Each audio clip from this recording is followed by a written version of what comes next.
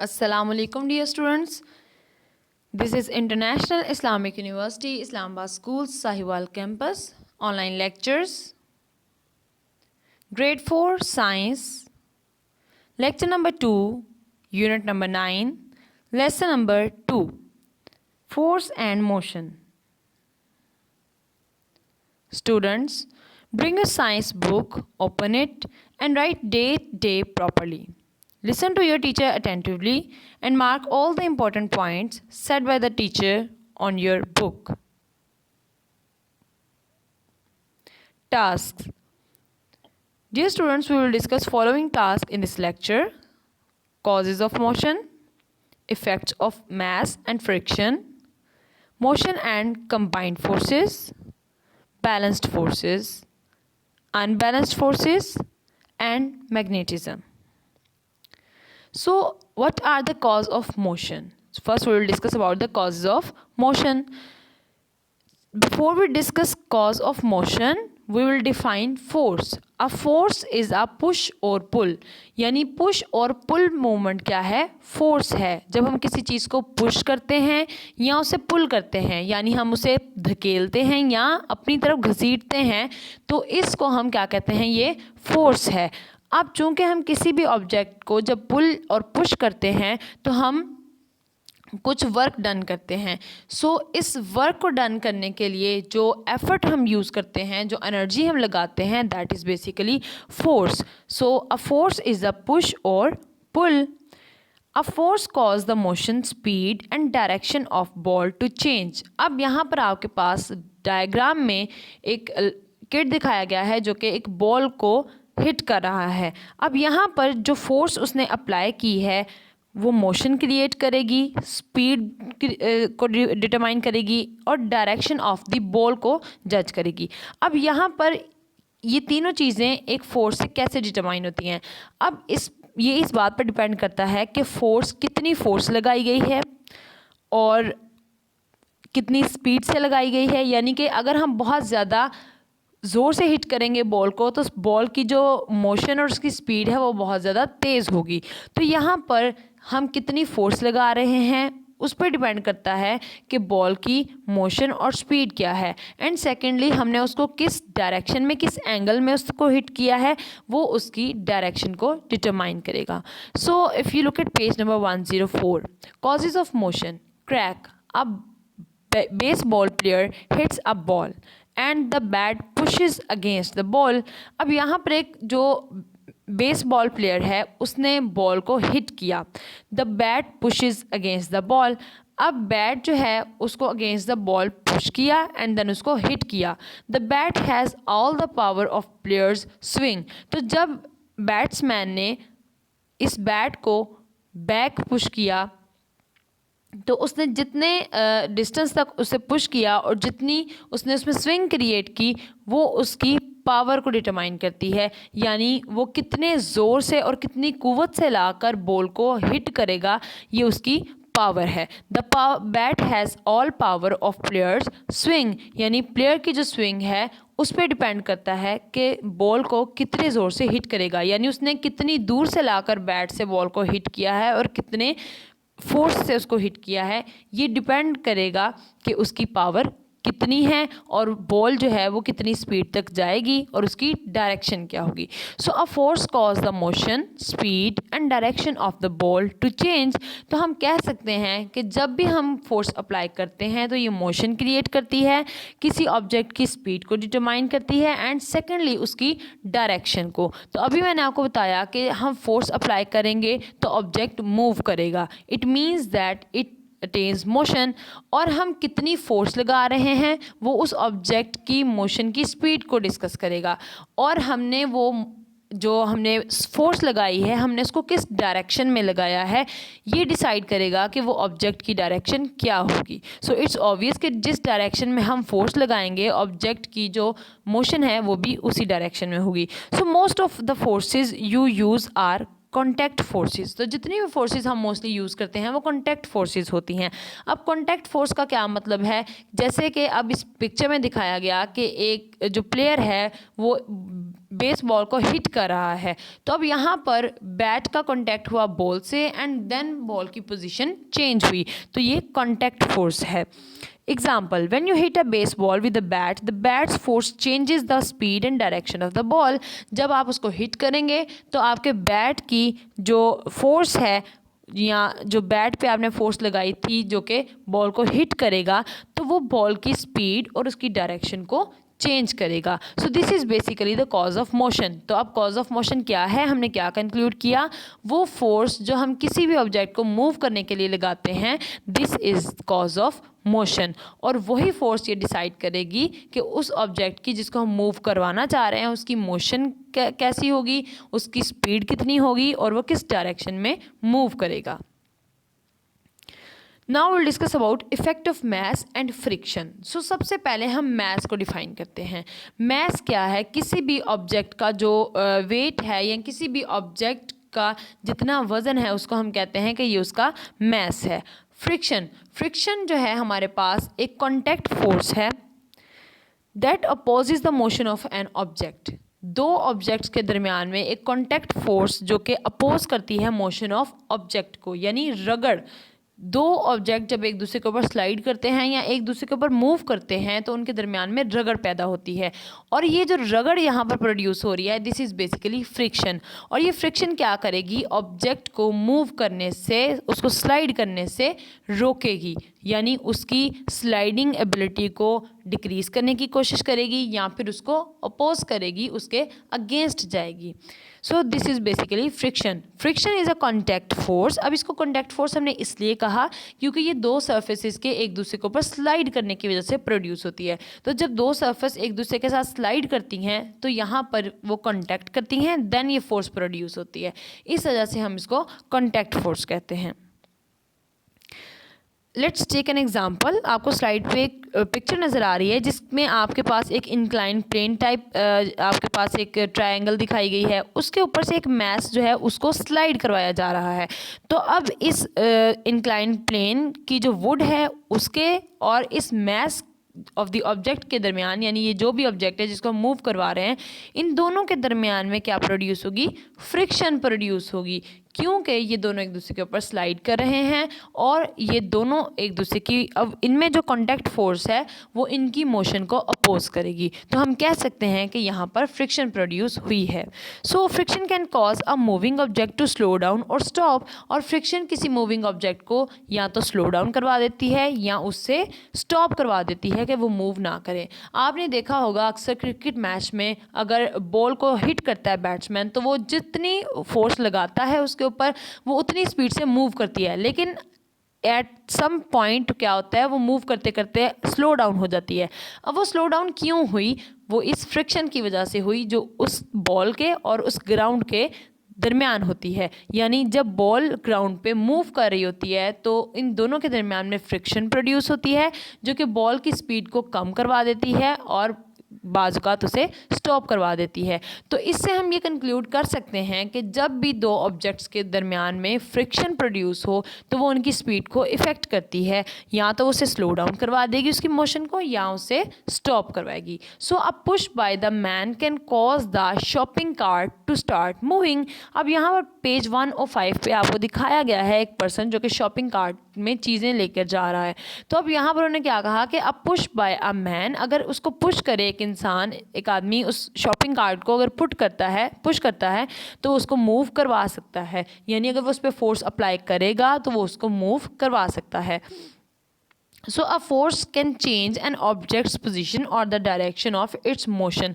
तो अगर इस शॉपिंग कार्ट को पुश किया जा रहा है तो ये पहले रेस्ट की हालत में था, फिर जब इस पर फोर्स अप्लाई की गई तो ये इसकी पोजीशन को चेंज करेगा। पहले कार्ट किसी एक पोजीशन पे था, अब वो मूव कर रहा है एंड देन वो सेकंड टाइम किसी और पोजीशन पर होगा। तो हम कह सकते हैं फोर्स पोजीशन भी चेंज कर सकती है और डायरेक्शन ऑफ मोशन भी, यानी अगर आप उसको लेफ़्ट साइड पर लेके जा रहे हैं, फोर्स आप उस डायरेक्शन में लगा रहे हैं तो ऑब्जेक्ट लेफ़्ट मूव करेगा। अगर राइट में आप मोशन लगा रहे हैं, फोर्स लगा रहे हैं तो ऑब्जेक्ट राइट में मूव करेगा। यानी कि फोर्स जो है या जो एबिलिटी है उस चीज़ को मूव करवाने की, पुश और पुल मूवमेंट जो है वो डिसाइड करेगी कि डायरेक्शन ऑफ ऑब्जेक्ट क्या होगी। जिस डायरेक्शन में हम फोर्स अप्लाई करेंगे ऑब्जेक्ट की डायरेक्शन बिल्कुल उसी सिम्त में होगी। So the amount of friction between two object depend on their surface. अब उनकी सरफेस पे भी डिपेंड करता है कि दो ऑब्जेक्ट्स के दरमियान में कितनी फ्रिक्शन होगी। अगर दो स्मूथ ऑब्जेक्ट्स हैं और एक रफ और एक स्मूथ ऑब्जेक्ट है तो if the surfaces of the objects are different then the amount of friction that is produced in between them is also different. So pushing a grocery cart और smooth tiles in a store is pretty easy.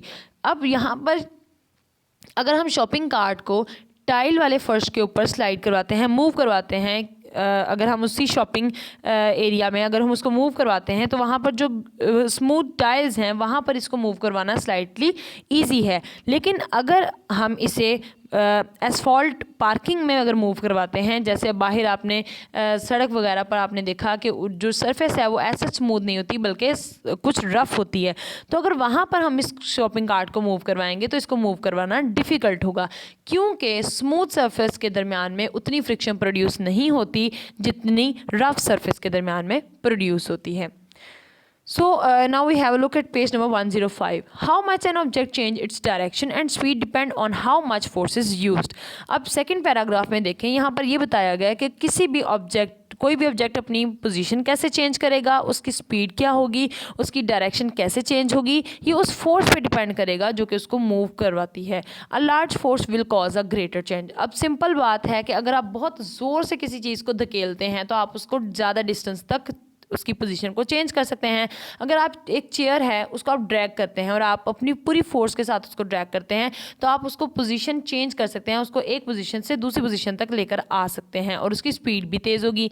लेकिन अगर आप अगर आप बहुत normal force लगाएंगे तो आप उसकी स्पीड को भी नहीं बढ़ा पाएंगे और आप उसकी पोजीशन को भी ज़रा देर से चेंज कर सकते हैं। So a large force will cause a greater change in motion and then a smaller force. तो एक स्मॉलर फोर्स की निस्बत एक लार्जर फोर्स ये सारी चीज़ें ज़्यादा इजीली अटेन करती है। And the cart will go faster if man pushes harder. और अगर यहाँ पर जो मैन शॉपिंग कार्ट को लेकर जा रहा है अगर वो उसको पूरी फोर्स के साथ पुश करे तो वो उसको बहुत तेज़ी से मूव करवा सकता है, उसकी स्पीड बढ़ जाएगी शॉपिंग कार्ट की एंड उसकी पोजीशन भी बहुत इजीली चेंज होगी। So how an object move also depend on its mass. अब यहाँ पर सिंपल ये नहीं है कि आप कितनी फोर्स अप्लाई कर रहे हैं उसी पे डिपेंड करेगा कि स्पीड तेज़ होगी, बल्कि हमने अभी एक पॉइंट डिस्कस किया जो कि था फ्रिक्शन, यानी दो सरफेसेस के दरमियान में जो कि एक दूसरे के ऊपर मूव करती हैं फ्रिक्शन प्रोड्यूस होती है। तो इसका मतलब है हैवियर द ऑब्जेक्ट, अगर उसका मास बहुत ज़्यादा होगा तो फ्रिक्शन ज़्यादा होगी, क्योंकि अब वो ऑब्जेक्ट जो है वो लाइट वेट नहीं है बल्कि वो हैवी है और वो ज़्यादा फोर्स डाउनवर्ड पुश करेगा। हर ऑब्जेक्ट जो है वो फोर्स अप्लाई करता है। अब यहाँ पर उस ऑब्जेक्ट की जो मास है वो कहाँ तक पर फोर्स अप्लाई करेगा, डाउनवर्ड फोर्स अप्लाई करेगा। So when the man start shopping his cart is empty. अब हम इसको एक्सप्लेन करते हैं कि जब मैन ने शॉपिंग स्टार्ट की तो उसका कार्ट खाली था, तो उसको बड़े ईजीली उसको वो मूव करवा सकता था विद स्मॉल फोर्स। अगर वो स्मॉल फोर्स भी अप्लाई करेगा तो वो उससे लार्जर डिस्टेंस कवर कर सकता है बहुत easily and he does not need much force to push it. अब यहाँ पर मास बहुत ज़्यादा नहीं है तो इस वजह से फ्रिक्शन भी कम प्रोड्यूस हुई है, और अगर फ्रिक्शन कम प्रोड्यूस होगी तो मूवमेंट ज़्यादा ईजी होगी, तो वो ईजिली उसको मूव करवा सकेगा। एज द मैन शॉप्स, जैसे ही उसने शॉपिंग कर ली है, he put too many objects in the cart, उसने कार्ट में बहुत सारे ऑब्जेक्ट्स रखे हैं। अब यहाँ पर मास ज़्यादा हो गया है और वो डाउनवर्ड पोजीशन में अपनी फोर्स लगाएगा। So the man must then use more force to push the cart. तो अब चूंकि मास ज़्यादा है वो downward toward the earth's gravity वो फोर्स लगा रहा है। मैस हमेशा टुवर्ड द अर्थ्स ग्रेविटी यानी ज़मीन की तरफ जो है वो फोर्स लगाता है। तो अब मैस अपनी फोर्स लगा रहा है, आप उसको स्लाइड करवा रहे हैं शॉपिंग कार्ट को।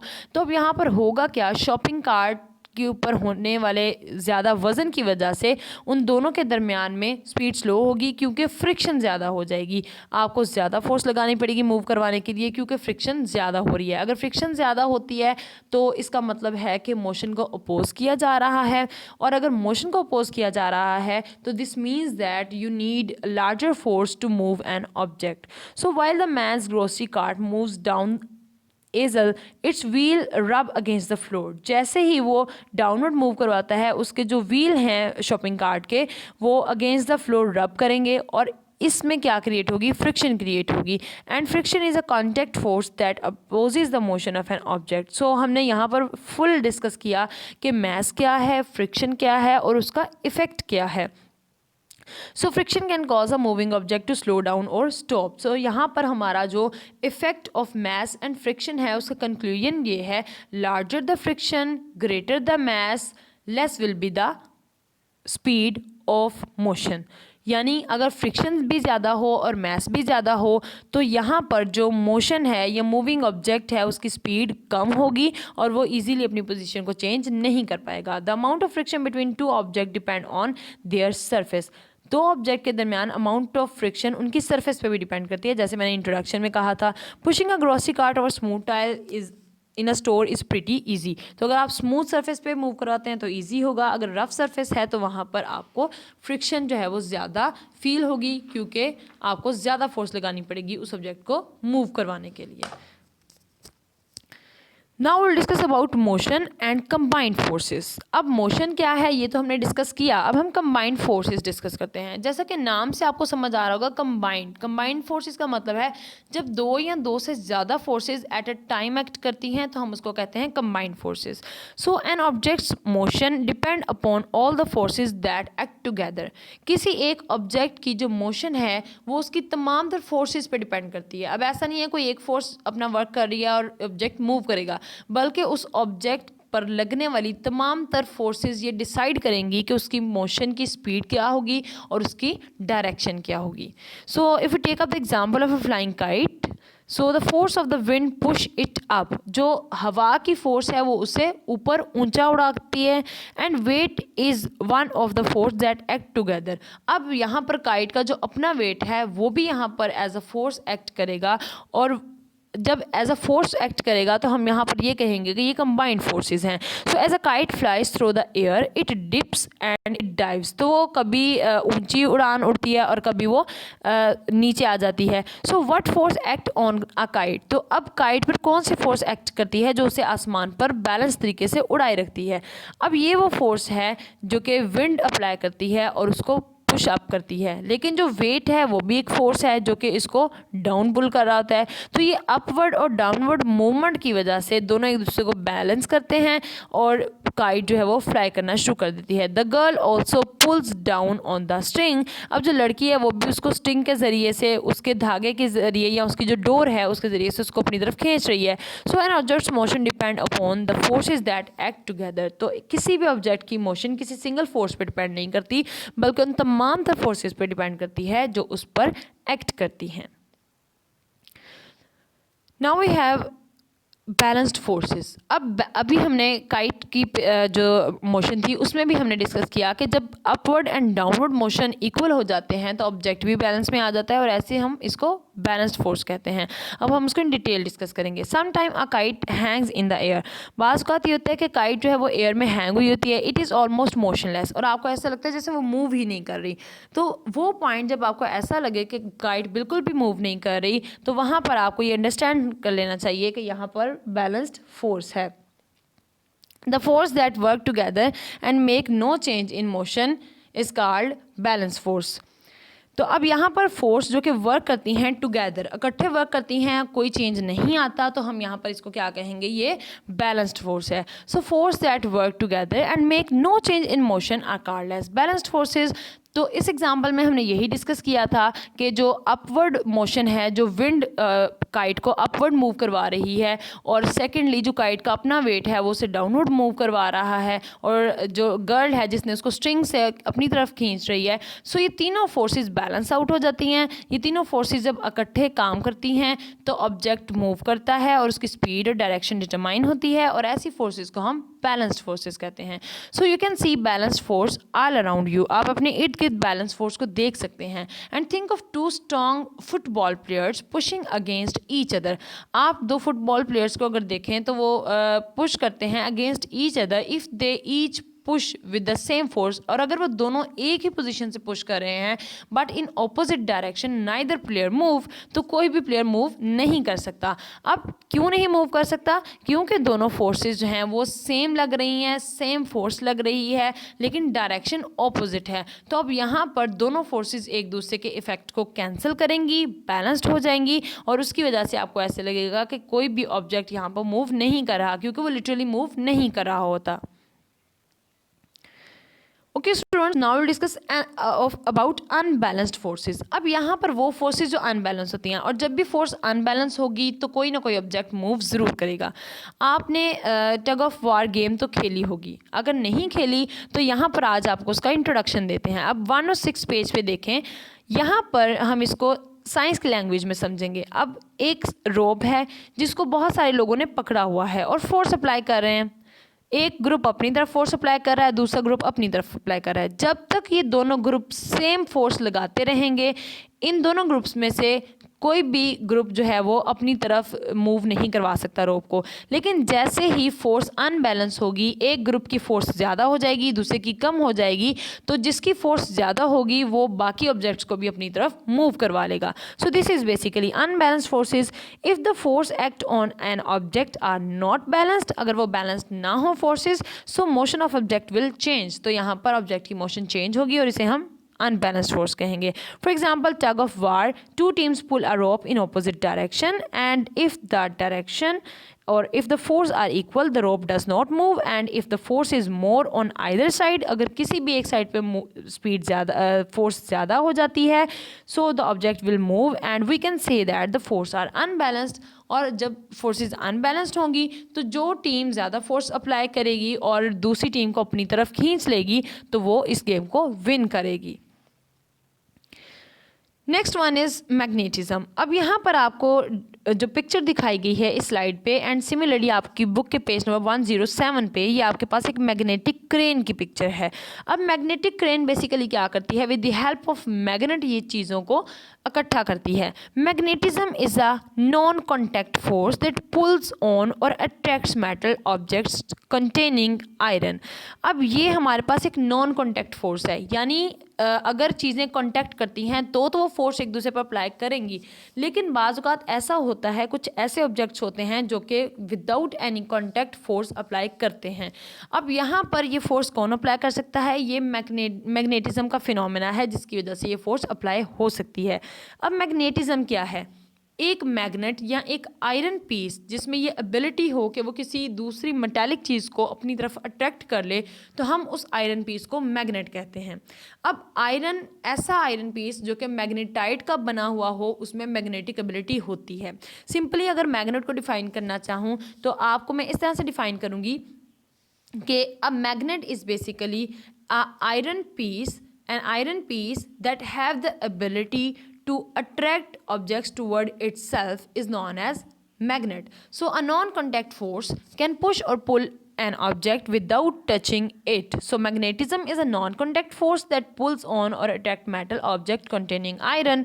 तो आपके पास घर में बहुत सारी चीज़ों में मैग्नेट यूज़ होता है, बहुत सारे जो बच्चे हैं वो इस मैग्नेट के साथ प्ले भी करते हैं।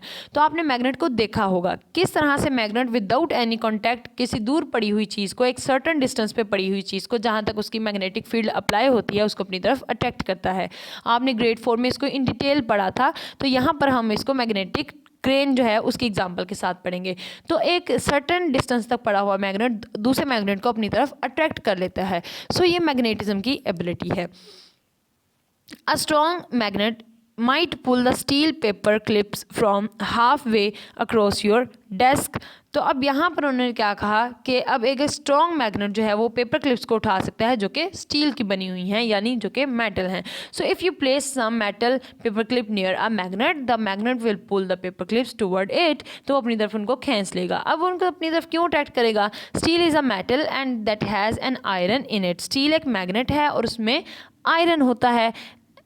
Magnets do not attract wood, plastic paper और other object that do not contain iron. So ऐसे तमाम तर ऑब्जेक्ट्स जिनमें आयरन नहीं है या आयरन के कंपोनेंट्स नहीं हैं, तो ऐसे ऑब्जेक्ट्स को मैग्नेट अट्रैक्ट नहीं करेगा, यानी ऐसे ऑब्जेक्ट्स के लिए मैग्नेट में नॉन मैग्नेटिक एबिलिटी होती है।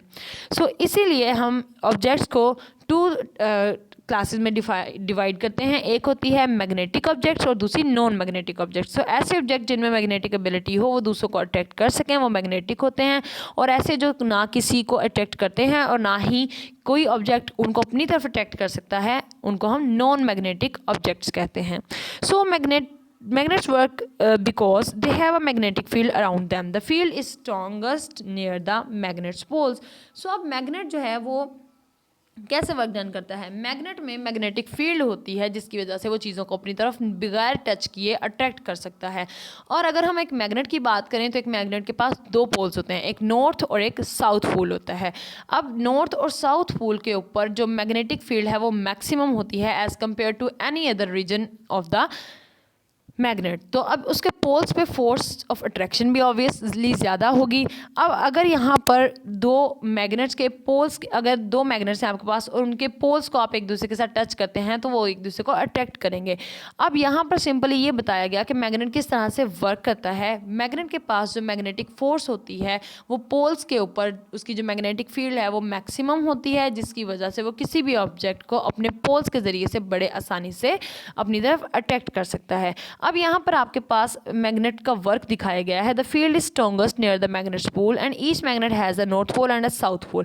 The north pole of a magnet will attract the south pole of the magnet and the pole and the south pole will not attract its south pole of another magnet. यानी कि similar poles एक दूसरे को हमेशा repel करेंगे और opposite पोल एक दूसरे को अट्रैक्ट करेंगे। हमेशा नॉर्थ पोल साउथ पोल को अट्रैक्ट करेगा, साउथ पोल नॉर्थ पोल को अट्रैक्ट करेगा, लेकिन कभी भी ऐसा नहीं होगा कि साउथ पोल दूसरे मैग्नेट के साउथ पोल को अट्रैक्ट करे या नॉर्थ पोल दूसरे मैग्नेट के नॉर्थ पोल को अट्रैक्ट करे। तो यहाँ पर हम इसको कंक्लूड इस तरह से कर सकते हैं that the opposite poles of a magnet attract each other and similar poles of a magnet will repel each other. अब यहाँ पर जो मैग्नेटिक क्रेन दिखाई गई है इसमें मैग्नेटिक एबिलिटी है जो कि मैग्नेटिक चीज़ों को यहाँ से उठा सकती है, हैवी मैग्नेटिक चीज़ों को उठा सकती है और उनको दूसरी जगह पर प्लेस कर सकती है।